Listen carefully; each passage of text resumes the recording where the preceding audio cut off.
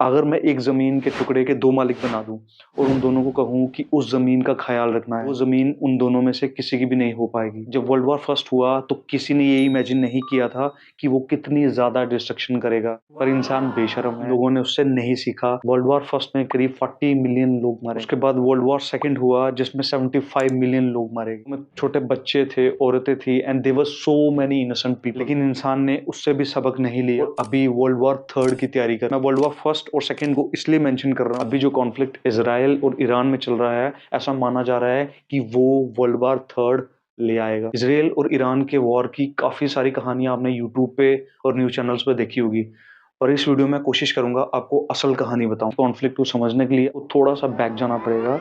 ये समझना पड़ेगा पैलेस्टीन को पहले कंट्रोल करते Ottoman Syria. Ottoman Syria Ottoman empire की ही एक डिवीजन है। तब पैलेस्टीन में अरब और जूस रहते थे, उनमें काफी ज्यादा कॉन्फ्लिक्ट था। 1970 तक पैलेस्टीन ब्रिटिशर्स के अंडर था। 1970 तक ब्रिटिशर्स ने टोटल कंट्रोल कर लिया पैलेस्टीन पे। तब जूस अरब के साथ रह रहे थे। जूस ने कोशिश की कि हमारा एक होमलैंड बन सके जिसमें सिर्फ जूस हो, और उसी कॉन्फ्लिक्ट को खत्म करने के लिए ब्रिटिश ने उनकी डिमांड पूरी करने के लिए 1917 में एक डिक्लेरेशन लाया जिसको कहा जाता था बेल्फोर डिक्लेरेशन, जिसमें ब्रिटिशर्स ने क्या किया, जूस के लिए एक सेपरेट होमलैंड बना दिया जिसमें ज्यादातर जूस थे। जब ब्रिटिशर्स 1917 में बेल्फोर डिक्लेरेशन लाया तो अरब्स को वो गवारा नहीं हुआ। अरब्स को लगा कि अरब लैंड बनना चाहिए था, ये तो ब्रिटिशर्स ने जूस लैंड बना दी। ब्रिटिशर्स ने क्या किया, एक पैलेस्टीन लैंड बना दिया जिसमें ज्यादातर पैलेस्टीनियंस थे। अब अरब्स को लगा कि हमारा लैंड छिन गया। पैलेस्टीन रीजन के साथ एक और रीजन बन गया जिसको ऑटोमन रीजन कहा गया, जिसमें पैलेस्टीनियंस माइनॉरिटी में थे। अरब चाहते थे कि एक अरब लैंड बने, पर ब्रिटिशर्स ने यूएन की हेल्प से एक पैलेस्टीन लैंड बना दिया और अरब्स को बहुत ज्यादा गुस्सा आ गया। 1920 से लेकर 1930 तक अरब्स और जूस में काफी ज्यादा कॉन्फ्लिक्ट हुई, काफी ज्यादा वॉर हुए जिसमें काफी ज्यादा जूस मारे गए। ये कॉन्फ्लिक्ट ऐसा ही चलता गया। जूस और अरब साथ में इसलिए नहीं रहना चाहते थे क्योंकि उनका रिलीजन और उनको फॉलो करने का तरीका चीजों को अलग था। जूस जिस प्लेस में वर्शिप करते थे उसको कहा जाता था साइनागॉग, और जूस के स्पिरिचुअल लीडर को कहा जाता था रैबी। और अरब जो है वो ज्यादातर मस्जिद में प्रे करते हैं। प्री इस्लामिक अरेबिया में अरब्स हुबल को गॉड मानते थे। ज्यूस जिस बुक को फॉलो करते हैं उसको कहा जाता है तनक, यानी कि हिब्रू बाइबल। ज्यादातर अरब्स फॉलो करते हैं होली कुरान को, कुछ क्रिश्चियनिटी को भी फॉलो करते हैं। कुछ सोचो कि दो एरियाज जिसकी स्पिरिचुअलिटी और ओरिजिन सेम सॉइल, वो डिफरेंट कैसे हो सकते हैं। यही रीजन है कि दोनों को पैलेस्टीन चाहिए। Israel and Palestine conflict is about land and who belongs where, कि जमीन का मसला है और वो जमीन है किसकी। 1948 तक ये कॉन्फ्लिक्ट ऐसा ही रहा। 1948 में ब्रिटिशर्स ने क्या किया, पैलेस्टीन को छोड़ दिया। 1948 में यूएन ने पैलेस्टीन की डिवीजन कर दी और पैलेस्टीन को दो हिस्सों में बांट दिया। एक बना दिया इजराइल और दूसरा बना दिया एक अरब नेशन। इजराइल नाम डेविड बेन गुरियन ने सजेस्ट किया, जो फर्स्ट पीएम थे इजराइल के।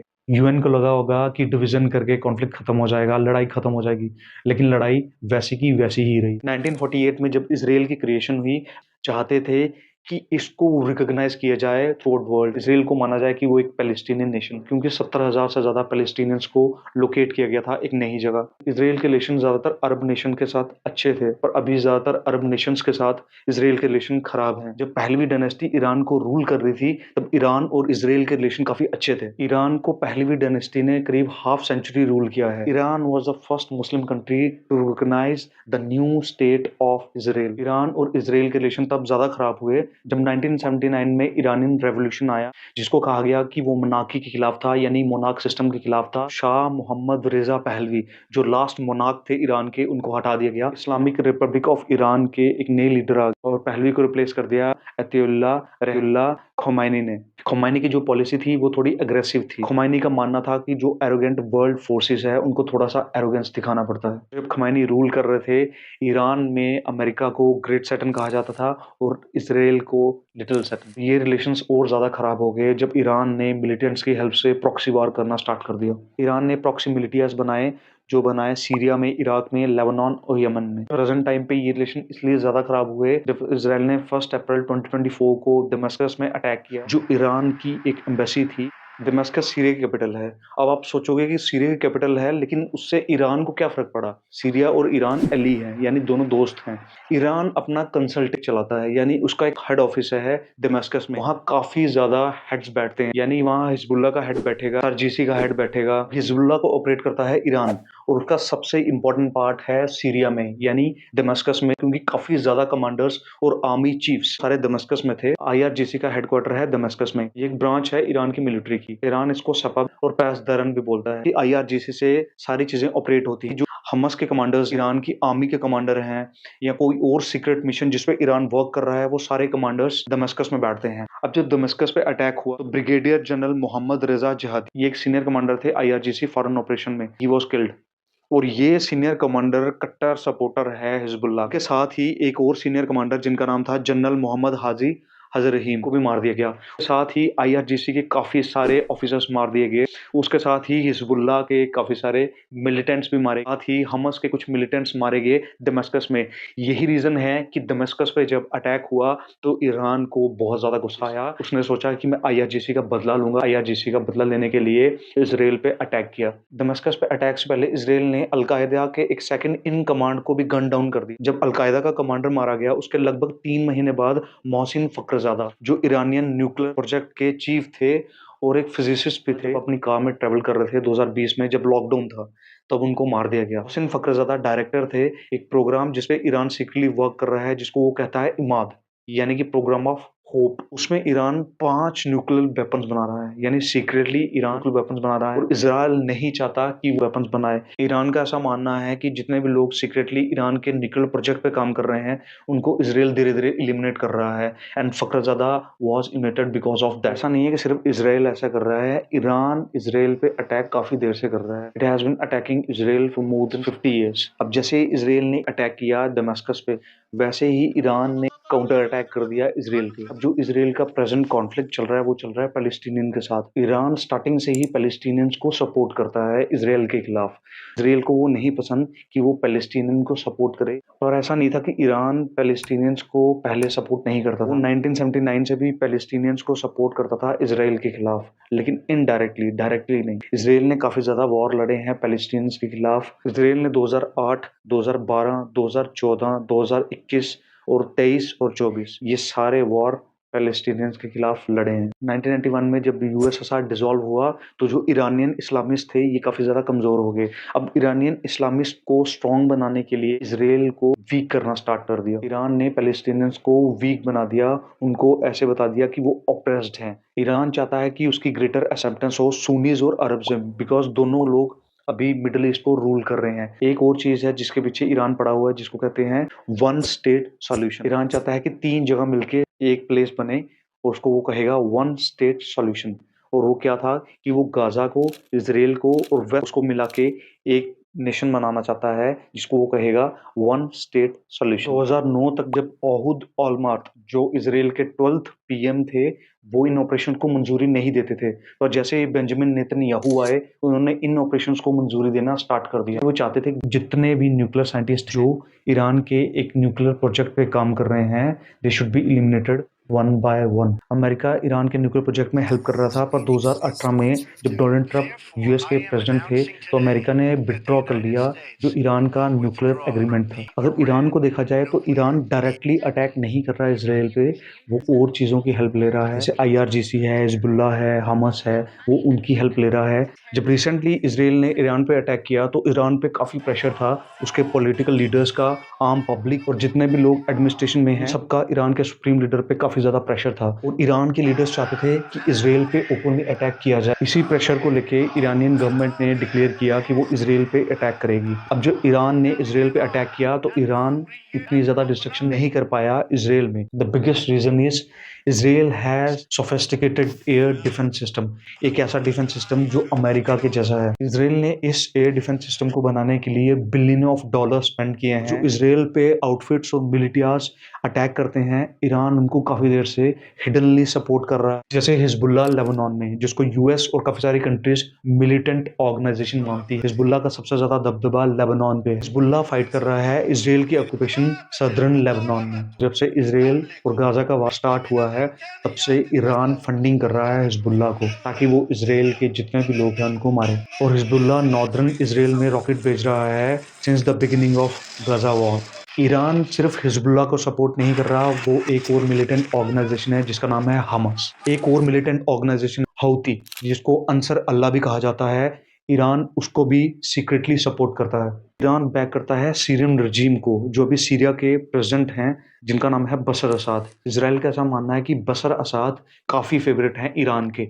इसराइल ये भी कहता है कि तेहरान यूज़ करता है सीरियन टेरिटरी ताकि वो शिप कर सके वेपन्स और मिसाइल हिजबुल्ला के लिए, जो वो लेबनान में इस्तेमाल करता है। इसलिए इसराइल ने सीरियन टेरिटरी में काफ़ी ज़्यादा एयर स्ट्राइक्स की हैं। These air strikes are nothing but just to create fear among the masses. Iran को पता है कि अगर वो डायरेक्टली अटैक करेगा इसराइल पे, तो वर्ल्ड की काफ़ी सारी कंट्रीज हैं वो उस पर सेंक्शंस लगा देगी, और कोई भी कंट्री ये नहीं चाहती कि उस पर सेंक्शंस लगे। एक चीज़ हैरान करने लायक है कि जो इस खेल में सबसे बड़ा खिलाड़ी वो ईरान इसराइल नहीं है, वो है यूएसए। ऐसा क्यों, उसका रीजन मैं आपको बताता हूँ। यूएसए इन सब में की रोल प्ले करता है, वर्ल्ड को दिखाता है कि बिना यूएस के तुम कुछ नहीं कर पाओगे। यानी you have to take the support of US, या तो मर्जी से लो या जबरदस्ती लो, पर तुम्हें यूएसए की सपोर्ट लेनी पड़ेगी। यूएस को पता है कि बिना यूएस की सपोर्ट के कोई भी कंट्री किसी भी कंट्री के अगेंस्ट वॉर वेज नहीं कर सकती, and most of the countries of world have to seek the support of US. US back करता है इसराइल को, और बाकी देशों को वो कंडेम करता है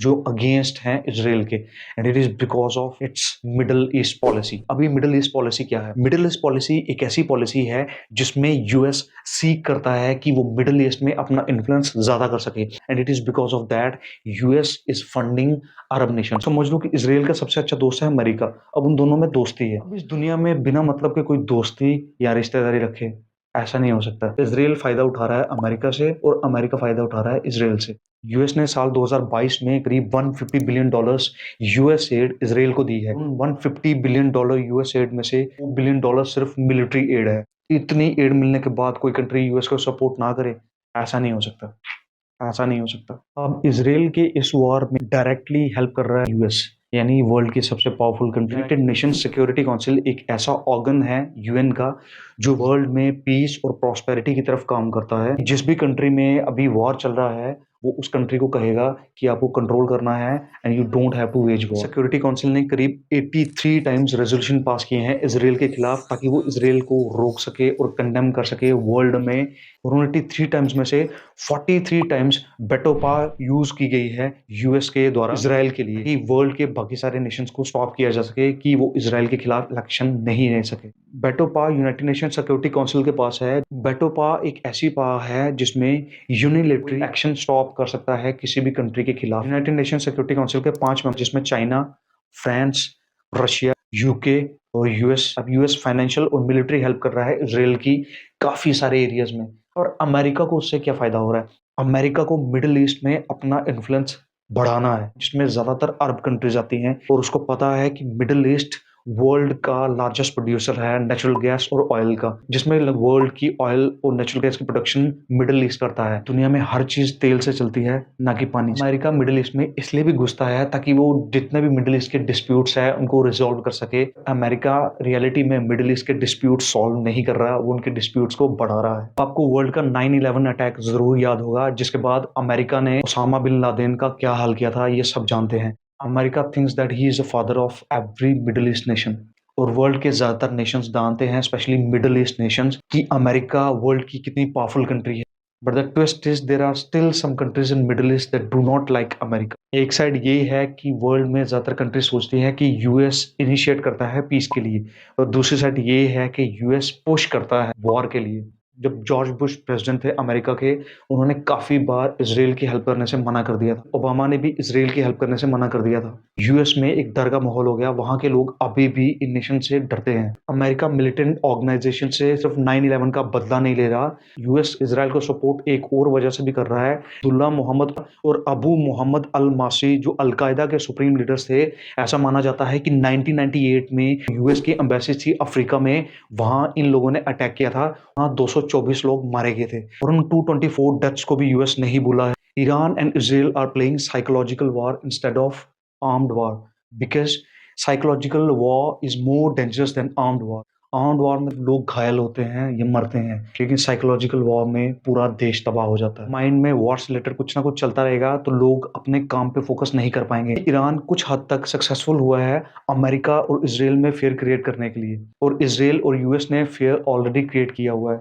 ये कंट्रीज डायरेक्टली इसलिए नहीं अटैक करती क्योंकि उनको पता है बाकी सारे नेशन इन पे सैंक्शंस लगा देंगे। आगे अगर ईरान ने अटैक किया डायरेक्टली तो जेरूसलम सबसे बड़ा टारगेट होगा ईरान का। अभी कुछ ही दिन पहले अमेरिका ने इजराइल पे सैंक्शंस लगाई जब ऐसा माना गया कि वेस्ट बैंक में इजराइल आम लोगों को मार रहा है। अमेरिका ने ह्यूमैनिटेरियन ग्राउंड्स पे इजराइल पे सैंक्शंस लगाई। It is because of its policies in West Bank. Israel ऐसा भी मानता है कि बिफोर ईरानियन रेवोल्यूशन 1979 तब ईरान के एक सुप्रीम लीडर थे जिनका नाम था अयतुल्ला रुहुल्ला मुसवी खुमैनी, जो 1900 से 1989 तक थे। अयतुल्ला रुहुल्ला खुमैनी ईरान के एक फेमस पॉलिटिशियन, और ऐसा माना जाता है कि वो वॉर को ब्लेसिंग कहते थे। Khomeini saw the seeds of hatred among Iranians against the people of Israel. जो भी प्रेजेंट पॉलिटिशियन है और सुप्रीम लीडर हैं ईरान के, जिनका नाम है सैयद अली हुसैनी खुमैनी, जो 1939 में बॉर्न हुए हैं और जो अभी तक ईरान को रूल कर रहे हैं। इजराइल ये मानता है कि ईरान की तबाही के पीछे सबसे बड़ा हाथ उनका है। वर्ल्ड के ज्यादातर नेशंस ये मानते हैं कि आईआरजीसी को फुली कंट्रोल करते हैं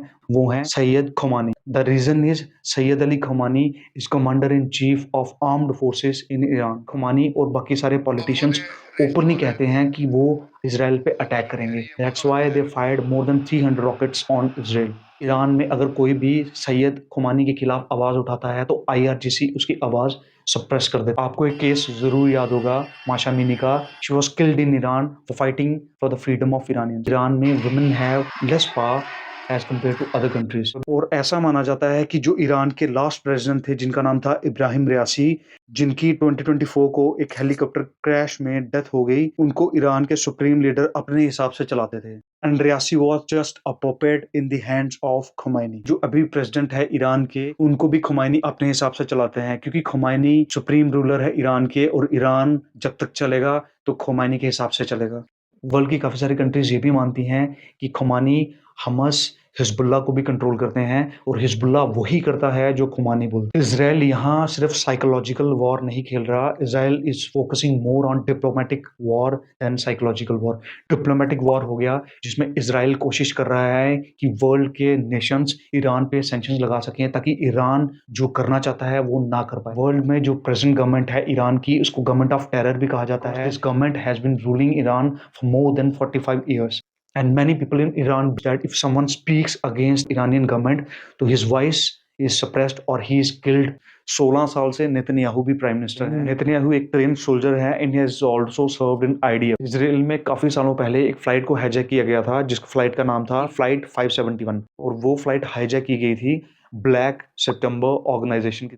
ब्लैक सितंबर ऑर्गेनाइजेशन एक पैलेस्टीनियन टेररिस्ट ऑर्गेनाइजेशन थी। जब फ्लाइट को हाईजैक किया गया था तो काफी ज्यादा पैसेंजर्स फ्लाइट में फंसे हुए थे। उस फ्लाइट के पैसेंजर्स को बचाने के लिए एक ऑपरेशन चलाया गया जिसको कहा गया ऑपरेशन आइसोटोप। और आपको जानकर हैरानी होगी, उस ऑपरेशन में जो कमांडर थे वो थे बेंजामिन नेतन्याहू। नेतन्याहू को एज अ वॉरियर देखा जाता है। नेतन्याहू को अभी भी काफी सारे लोग एज अ हीरो देखते हैं। इन देशों में लोग वॉरियर को बहुत ज्यादा रिस्पेक्ट देते हैं। यही रीजन है इसराइल में सबसे ज्यादा सपोर्ट अभी भी बेंजामिन नेतन्याहू के लिए है। ऐसा माना जाता है कि बहुत सारे लोग नेतन्याहू की जो प्रेजेंट पॉलिसीज हैं उसको क्रिटिसाइज करते हैं। अभी ये कंडीशन है कि काफी सारे लोग इसराइल में नेतन्याहू की पॉलिसीज के कारण नेतन्याहू को नापसंद करने लगे। उसका सबसे बड़ा कारण है नेतन्याहू के डिसिसिव डिसीजंस। और ये पॉलिटिशियंस ज्यादातर इसलिए भी करते हैं ताकि वो रूल कर सकें एक लॉन्गर पीरियड ऑफ टाइम के लिए।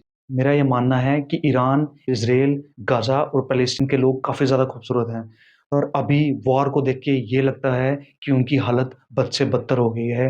वो मरना नहीं चाहते, वो लड़ना नहीं चाहते, और वो लड़ रहे हैं। और इससे बड़ी दुख की बात ये है कि जो इन नेशंस के सुप्रीम लीडर्स हैं, पॉलिटिशियंस हैं या ऑफिशियल्स हैं, वो खुद वॉर में लड़ने नहीं जाते, लोगों को मजबूर करते हैं कि लोग लड़े। जब तक एक देश में काफी देर के लिए एक ही सरकार रहती है और एक ही नेता एक देश को रूल करते हैं, तब तक उस देश की कंडीशन कभी नहीं बदल सकती। एक देश को बदलने के लिए वहाँ की पॉलिसीज को चेंज करना पड़ता है, अच्छी पॉलिसीज लानी पड़ती है, और पॉलिसीज चेंज करने के लिए वहाँ के लीडर्स को चेंज करना सबसे जरूरी है। वैसे ही गवर्नमेंट चेंज करना भी जरूरी है। तालाब में जब ज्यादा देर तक पानी रहता है तो वो पानी गंदा हो जाता है। बहती नदी का पानी कभी गंदा नहीं होता। वैसे ही लोग हैं, अगर वो एक जगह रहें तो वो गंदगी फैलाना शुरू कर देते हैं। वॉर का एक लीडर कहेगा कि हम कौम के लिए लड़ रहे हैं, और दूसरा कहेगा कि हम लैंड के लिए लड़ रहे हैं। लीडर्स अपना अपना तर्क देके युद्ध छेड़ते रहेंगे और इकोनॉमी को नुकसान होता रहेगा। इस वॉर में लीडर्स को और बाकी लोगों को कोई नुकसान नहीं होता, उनकी पॉलिटिक्स और स्ट्रांग होती है। इस वॉर में जो नुकसान होगा वो होगा आम लोगों का, उन लोगों का जिनका वॉर में कोई रोल ही नहीं। एक आम इंसान को ना तो जमीन चाहिए, ना कुछ और चाहिए, उसको सुकून चाहिए, और वो सुकून ये लीडर्स कभी नहीं दिला सकते, कभी भी नहीं दिला सकते। जंग लीडर्स छेड़ते हैं, भुगतता कौन है?